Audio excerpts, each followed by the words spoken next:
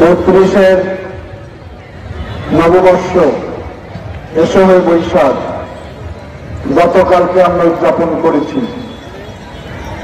কালকে সারাদিন বিভিন্ন কর্মসূচিতে হাজার হাজার সর্বস্তরের মানুষ অংশগ্রহণ করেছিলেন। আজকে দ্বিতীয় দিন,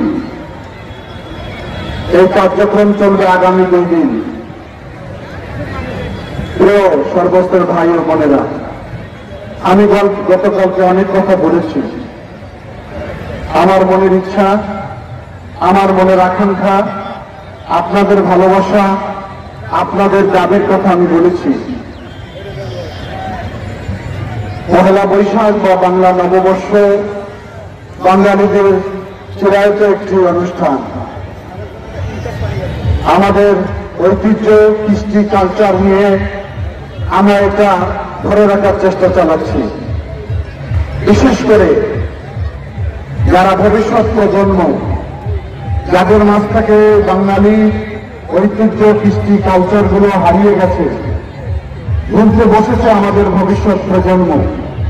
একসময় আমাদের বাচ্চারা যে খেলাধুলার সঙ্গে পরিচিত ছিলেন, সে খেলাধুলার জায়গায় আজকে বিদেশি খেলা দখল করে নিয়েছে।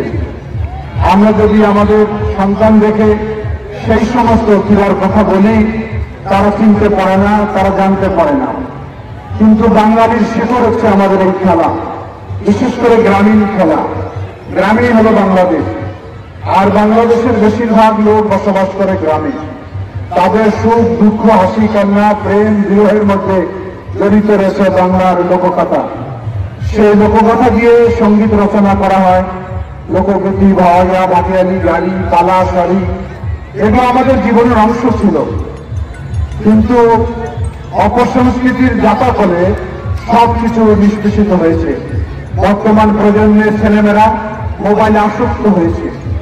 তারা এই সমস্ত আসক্তির কারণে নানান অসামাজিক কার্যকলাপের সঙ্গে যুক্ত হচ্ছে। একটি সুস্থ বিনোদন, সুস্থ সমাজ গঠনের জন্য সুস্থ বিনোদনের কোনো বিকল্প নেই। সেই বিকল্পের ব্যবস্থা আমরা এখানে রেখেছি। আপনারা প্রতিদিন, প্রতি সময় যখনই আমরা আহ্বান করি, যখনই আপনাদেরকে আমরা ডাকি, আপনারা সবাই আসেন, উপভোগ করেন, নির্মল আনন্দ গ্রহণ করেন। এবং এখন পর্যন্ত যতদিন যত অনুষ্ঠান আমরা পরিচালনা করেছি, কোন অনুষ্ঠানে কোনো বিশৃঙ্খলা ঘটেনি। আজকে অনেক মা বোন এখানে উপস্থিত রয়েছেন, তাদের বিনোদনের জায়গা খুবই সীমিত। তারা যেতে পারে না কোথাও, দেখতে পারে না কোথাও। সুতরাং বাড়িতে বসে এই ধরনের প্রতিযোগিতামূলক অনুষ্ঠানে উপভোগ করাটাই আমি মনে করি আমাদের এই কষ্টের কিছুটা সার্থক হবে। আমরা মনে করি অল্প কিছুদিনের মধ্যেই বাংলাদেশে একটি অবাধ, নিরপেক্ষ, গ্রহণযোগ্য নির্বাচন অনুষ্ঠিত হবে। যে নির্বাচনের দাবিতে 17টি বছর আমরা রাজপথে আপনাদের নিয়ে সংগ্রাম করেছি।